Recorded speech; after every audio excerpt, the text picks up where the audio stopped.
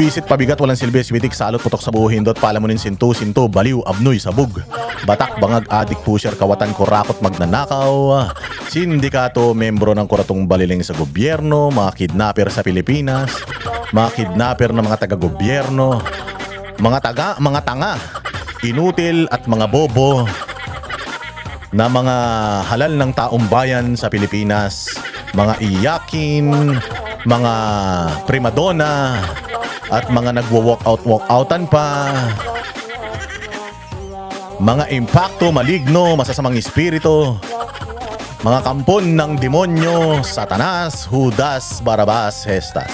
Kamusta naman po ang buhay-buhay? Ha? Aba, ano na.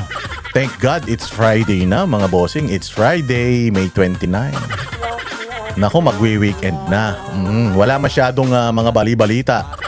Dahil alam naman natin, naggagapangan ngayon. Gapangan yan. Kasi holiday nung isang araw. Merkules, holiday. So, walang pasok yung mga iyakin sa Senado.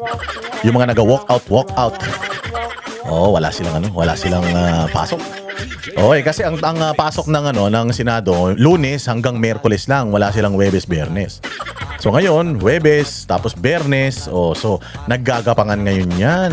Kanya-kanyang propaganda, interview sa media, mga post sa social media. Tapos Sabado, Linggo, baka sakali may makulong para pagdating ng Lunes, pag-uusapan na, pagdedebatihan na kung dapat ba nang bumoto or pwedeng bumoto yung mga politiko ng parang absentee voting ba? Diba? Kung pwede na ba silang bumoto ng remotely? Napag-usapan naman na natin, diba? Nag-a-adjust po tayo sa teknolohiya. At napakarami na pong mga makabagong teknolohiya ngayon na dapat nating, dapat nating ni-utilize. Dapat nating, pinakikinabangan. Na-imbento yung mga teknolohiya na yan para maging madali ang buhay nating mga Pilipino. Kung sa mga nasa abroad, hindi ba? Kung yung mga nasa abroad, meron silang absentee voting kahit wala sila sa Pilipinas, di ba? Nakaboto pa rin sila. Bakit? Kasi Pilipino sila. At kung Pilipino ka, karapatan mong bumoto. It's your basic human rights. Part ng basic human rights ang pagboto dahil may demokrasya sa Pilipinas. So gumawa ng paraan ang gobyerno para sa absentee voting. Dati, pag absentee voting, meron ka talagang balota, tapos nilalagay yun sa may sobre, tapos hinuhulog yan. Nauuna pa nga ang mga OFW, absentee voters.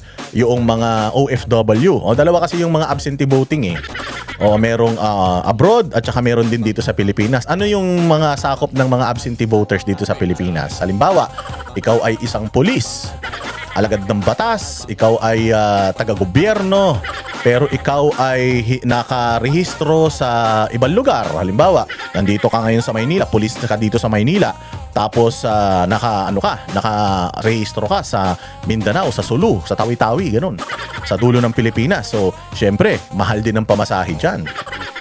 So, kinonsider ng gobyerno yan na yung mga pulis, mga teacher, basta yung mga kawani ng gobyerno na nakarehistro sa ibang lugar. May media, ayan, kasama din po ang media dyan. Meron pong absentee voting dito, nauuna silang bumoto. Nauunang bumoto yung mga yan. Kasi nga, syempre, nakadestino sila Alam nga naman, uuwi ka pa sa oras-araw ng eleksyon para bumoto. Paano kung pulis ka? Syempre, kailangan yung kailangan yung iyong presensya, di ba? Sa kung saan ka man nakadeploy, kung saan ka naka-assign. So, ang gagawin ng gobyerno, ganun. Boto ka na ngayon, tapos isasama na lang yan doon sa, doon sa, distrito mo, man. Pero ang alam ko, pagka absentee voter ka, hindi yung mga nationals lang yata ang ihahalal mo. Parang presidente, vice president, senators, hanggang dun lang yata, tsaka party list. Parang mga nasa abroad din, di ba? Hindi ka yata makakaboto ng mga congressman, tsaka mga konsihal, mayor, gobernador, something like that. Ang ka lang yata, yung mga national positions lang, yung yung pwede mong botohan. O ganun din, so gumawa ng paraan ang gobyerno para mag-adjust doon sa sa tao. At gumamit ng teknolohiya or mayroong workaround para ikaw ay makaboto. So ngayon, kung nasa abroad ka, ganun din. Dati, may balota talaga, tapos nilalagay yan sa sobre. Ngayon, via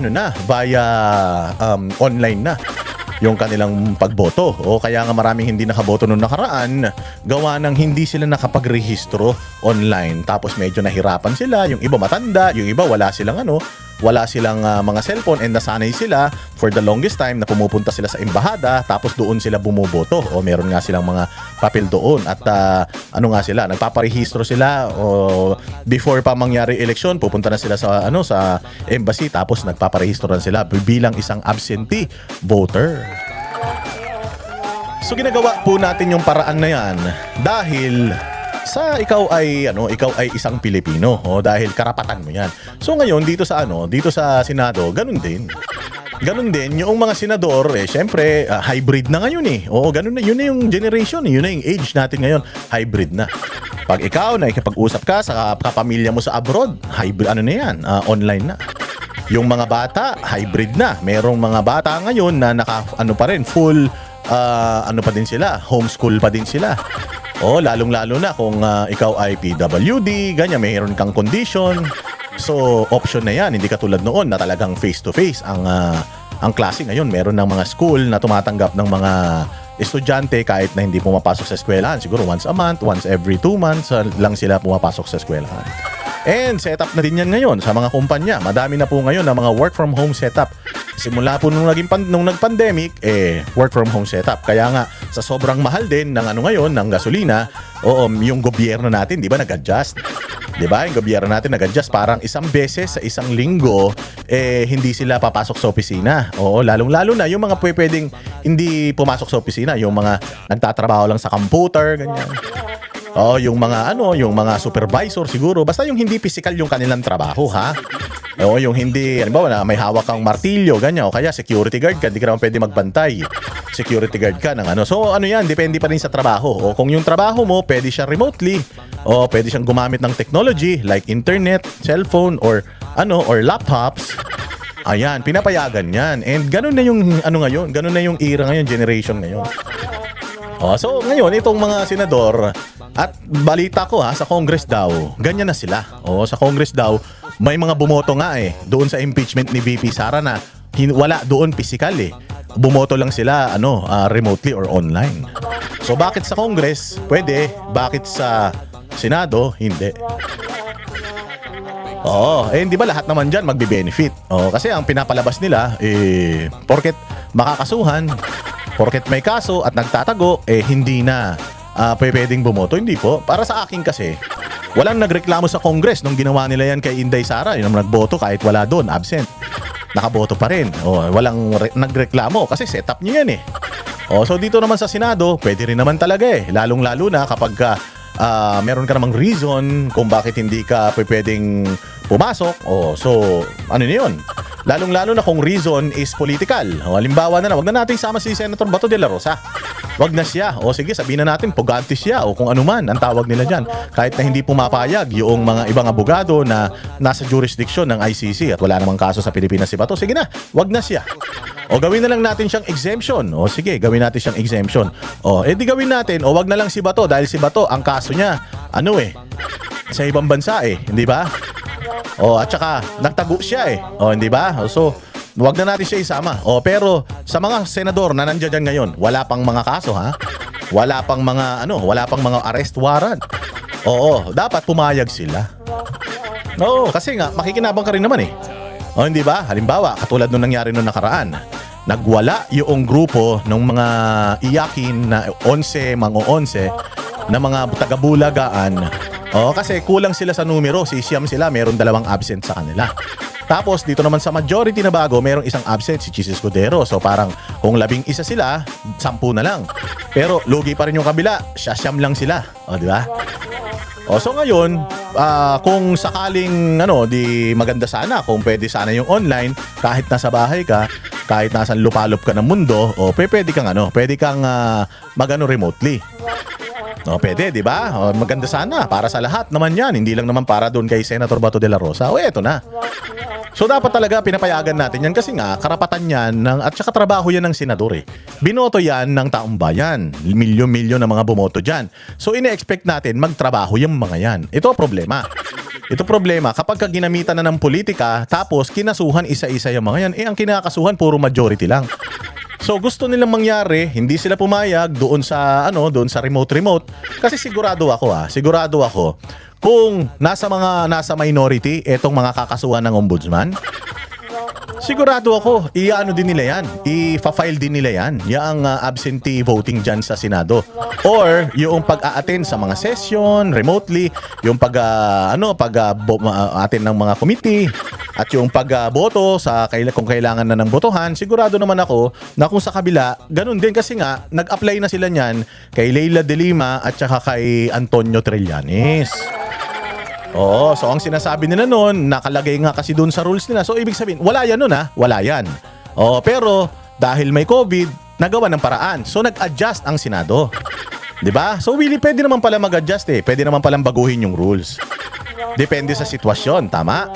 Depende sa sitwasyon, pwede naman palang baguhin eh. Kasi kung talagang ayaw nyo na mababago yung rules, katulad ng sinasabi nito ni Lacson na Bobo, na rules na yan eh. Rules yan, dapat mag-adhere tayo sa rules. Kung hindi na pala pwedeng baguhin yung rules, bakit dati binago? Bakit pumasok doon sa kondisyon ni Trillanes at saka nito ni Leila de Lima? Di ba? Ibig sabihin pwede. Ibig sabihin pwedeng i-adjust. At dahil nga demokrasya ang Senado, dapat pinagbobotohan talaga yan kung merong hindi pagkakaunawaan. Ang nangyayari talaga yun. Let us divide the house. Magbotohan tayo. Ang problema nga kasi, itong minority mga iyakin na to, parang alam naman nila, di sana ginalingan nilang nila sa debate. Pangalawa, ginalingan nila mangumbinse ng mga kasamahan nila para umanib sa kanila pagdating dito sa desisyon na ito. Kaya lang, hindi naman tayo tatanga-tanga, no? Hindi naman tayo bobo katulad nila. Alam naman natin na itong galawan ni Boying Rimulya, alam naman natin na political ito. Alam naman natin na itong ginagawa ni Boying Rimulya ngayon sa tagal-tagal na nakabinbin yan sa kanya, yung mga di umanong kaso at posibleng kakaharapin na kaso na itong mga nasa majority, bakit ngayon niya lang inilabas yan? Bakit hindi pa noon? Tama? Ngayon niya inilabas yan at ngayon siya nagkakandara pa kasi nga gusto nila, kasi nga no bail eh. Yung mga ikakaso sa mga ito, plunder. Yun yung mga ikakaso sa kanila. So, makukulong sila. Habang nakakulong sila, imaginein mo kung 10 kung 5 na senador yan, imaginein mo. Tapos hindi na sila pwedeng mag-participate dahil nakakulong sila, dahil no bail yung kanilang mga kaso, presumption of innocence, di ba? Ikaw, kapag ka nililitis ka pa lang naman at kapag sinampahan ka pa lang naman ng kaso, hindi ka pa naman guilty, di ba? Kasi kung ikaw magigilty ka dun sa kaso, matatanggal ka sa posisyon, ang problema, hindi ka pa man guilty. Hindi ka nga lang makalaya dahil nga nasa batas na kapag ka-plunder ang kaso, no bail yan. So, syempre, dapat kaya din mag-adjust ng Senado para sa mga colleagues nila. Kasi nga, Unless gusto talaga nitong minority na itong mga colleagues nila makulong at makuha nila, bagamat sila ang minority, makuha nila yung numero at ma-utilize nila yun or ma-take advantage nila yung numbers nila. Kasi ang sinasabi nila dito, si Cayetano daw, tinitake advantage yung numbers nila kaya gustong palitan yung rules. Ganun din naman kayo. When you had the number, di ba? Nung kayo'y merong numero, ganun din naman, you are taking advantage of your numbers, of your yung power to vote, to pag-divide yung house, yung mga power. Ginagawa nyo rin naman 'yan. So ngayon nawala sa inyo 'yan, ayaw nyo mapunta yan sa kabila yung kapangyarihan, kaya gumagawa ng paraan pati itong gobyerno na ito para mabawasan yung lakas ng majority. Hindi ba kung nakapag-adjust naman noon, sabihin na natin force majeure. Or hindi mapipigilan itong mga circumstances kaya pumayag. Wala naman daw force majeure ngayon. Pero ibig sabihin, pwedeng baguhin yung rules? Pwede. Kasi ang sinasabi ni Lacson, hindi daw pwedeng baguhin yung rules. Anong hindi pwedeng baguhin yung rules kung nabago noon? Hindi naman punto rito is merong COVID, walang COVID ngayon. Hindi yun ang punto. The point here is pwedeng baguhin yung rules at pagbobotohan yan or pagdedebatihan. Ngayon, pagalingan na sa debate kung papasa itong bagong pag-aamyenda dun sa rules or hindi. Kaya lang, paano naman yun? Paano naman kayo magpapagalingan kung mag-walk out kayo? Yung hindi ninyo kayang ipaglaban yung mga opinion ninyo at mga prinsipyo ninyo. Pag di nyo kaya, aalis na lang kayo. Tatalikod na lang kayo sa quorum. Hindi dapat ganoon. Dapat pagka senador ka, matapang ka. Wag kang balat sibuyas, matigas ang mukha mo. Kahit na mali ka, gawin mo tama. Ipagtanggol mo yung sarili mo doon sa mic, hindi yung aalis ka, iiyak kayo. Aalis kayo, tapos pupunta kayo sa media, doon kayo magpapa-interview, tapos magpapopost-post kayo. Kasi kabobo talaga nito ni Erwin Tulfo eh. Kanina lang, meron siyang ipinost, or nakaraan lang.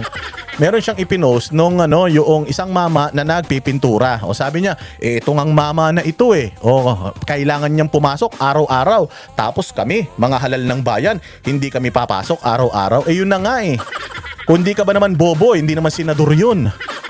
Hindi naman talaga, may mga trabaho na hindi pwede na na remote. Katulad dyan, yung mga physical na trabaho, promodizer, yung mga warehouse man, delivery personnel, mga construction worker, police, at saka mga security guard. Lalong-lalo na, hindi pwedeng work from home kung imbalsamador ka. Kasi ang hirap naman nun, kung work from home ka, tas nag-iimbalsamo ka, o iuwi mo yung bangkay sa bahay mo, doon mo tuturok-turukan ng mga kung ano-ano. Di ba? May mga trabaho, Erwin Tulfo, tanga ka ba? Bobo ka ba? Pinaglihi ka ba sa bugok na itlog? Ilang bugok na itlog ang nakain ng magulang mo nung pinagbubuntis ka kaya yung utak mo nabaog? Di ba? Alam mo naman na ang isang pintor, alam nga naman iuwi niya yung dingding ng building na pipinturahan niya kasi kung pwede lang, ginawa nung pintor yan. Hindi ba hindi siya namasahe? O kung ihahatid sa kanya nung amo niya yung bintana para pinturahan niya, di pininturahan niya sa bahay yun. Kung pwede lang, bakit hindi? Kasi take advantage mo talaga yan. O katulad ako, dati ako ay isang IT specialist. So ang gagawin ko noon, pwede akong dahil remote naman kami, ang mga kliyente namin nasa ibang bansa. O pag nagmi-meeting kami, via lang naman din, via Zoom. O kapag meron akong kailangang sa kanila, paggawa, via email. Meron kaming internal chat o merong MS Teams, merong maraming way para ma-convey mo yung information.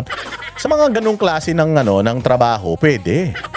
Pwede kasi may technology na eh. Pero sa mga physical na trabaho, sentido ko mo naman, Erwin Tulfo, putang ina, bobo ka ba? Ang galing mo magsalita ng bobo eh. Bobo. Puro kayo ganun. Bobo si ganito, bobo si ganyan. Pero kayo tatanga-tanga. Tapos nagpatay sila ng comment section. Saan ka makakita? Ang yayabang, walk out ng walk out. Tapos pag tiningnan mo, patay yung mga comment section. Hindi ka pwede makapag-comment.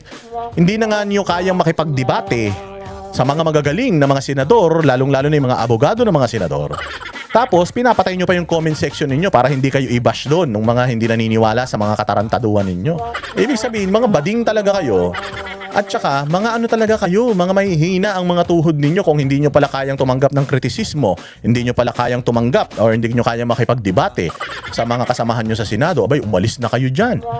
Mali yung trabaho na pinili ninyo. At saka, huwag ka masyadong mayabang kung wala ka namang bayag. Buti pa si Lito Lapid. Si Lito Lapid, hindi talaga siya nakikipagdebate kasi alam niya na mas maraming alam yung mga kasamahan niya sa kanya. Tanggap niya yon at tanggap yan ng mga kasamahan niya. Ikaw, Erwin Tulfo, kayong magkapatid na pinaglihi sa itlog ng pugo, na bugok.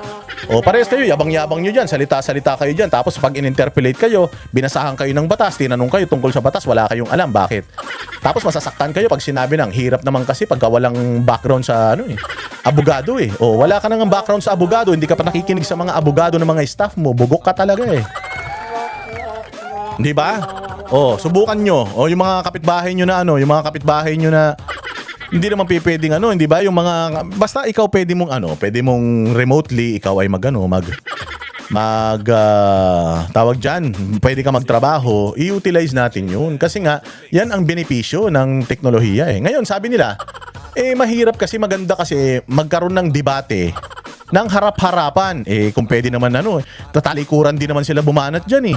Kapag nakatalikod, doon din naman nila binabanatan yung mga kasamahan nila dyan. Tapos pa-interview lang din naman sila ng pa-interview sa media eh. Bakit hindi nila hayaan? Bakit? Kung ako ba remote, kung ako ba nasa Zoom, hindi ko ba pwedeng i-debate yung si Erwin Tulfo? Wala namang utak yan. 'Di ba? So kahit naman nasaan ka kahit umiebak ka, kahit nasa ibabaw ka ng puno, nagsiswimming ka, pwede ka naman makipagdebate basta ready ka At saka meron kang prinsipyo na tinatayuan O bakit hindi kayo papayag na gawin yan? Binoto ng taong bayan yan. Binoto ng taong bayan, wala namang mga kaso yan nung ibinoto ng taong bayan yan. So ibig sabihin, pwede ba natin gawin na kasuhan na lang natin ng kasuhan yung mga senador? Lalong-lalo na kung hawak natin ang ombudsman, tapos kasuhan natin sila ng kahit wala namang ebidensya, kasuhan natin sila ng mga plunder para no bail. Tapos wala nang senador, hindi na sila makakapagtrabaho, mandato nila yun. Yun ang kaya sila binoto ng mga taong bayan ng milyon-milyon kasi nga yun ang inaasahan sa kanila. So hindi na sila makakapagtrabaho. Paano kung pinupolitika nga lang yan? Dapat nga kung ako senador, nakikita ko na parang pinupolitika yung mga kasamahan ko. Sige, ganito gawin natin. Absentee, ano tayo? Pwede tayo, remote. Di ba? Kaya hindi rin pumapayag itong minority kasi gusto talaga nila makontrol. Ayaw nila na makontrol ni Alan Peter Cayetano, kasampu ng kanyang mga kasama sa majority, yung mga desisyon dyan sa Senado. Pero sila, gusto nila makulong yung mga kasama nila para sila ang malakas sa Senado. Mga hipokrito pala kayo ayaw nyong gawin sa inyo, pero pwede nyong gawin sa kanila. Ayaw nyo na sila yung may hawak ng numero, pero gusto nyo maubos sila para kayo ang may numero. Mali po yan. Mga tarantado kayo. Galit na naman si Boss D. Kami ang boses ng masa, hindi natatakot. Katotohanan lang, di kami nalulunod. Walang bahid ng sismis, lahat ay totoo. Kahit sino ka pa, pag mali ka babanatan ka. Walang pinipiling kulay, wala kaming kinikilingan. Basta para sa bayan, kami lalaban. Pag tama palakpakan, pag mali banatan. Di matitinag, di matatakot, para sa bayan tuloy ang sigaw. Sa harap ng kamera, walang halong takot. Mga baluktot, lahat kayo'y tutumba. Ang hustisya at totoo, yun lang ang mahalaga.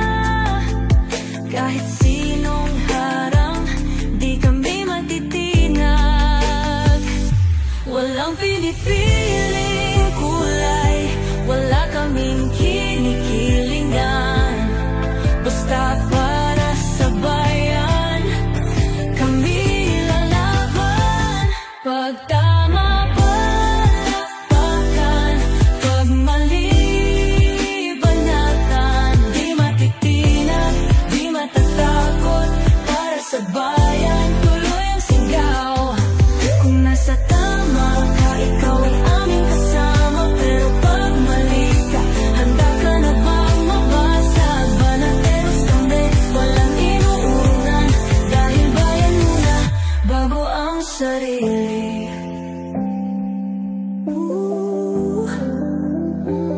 Bago ang sarili.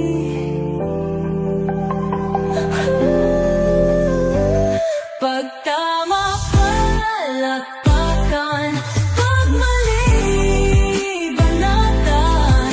Banateros ang sigaw, katotohanan ang laban.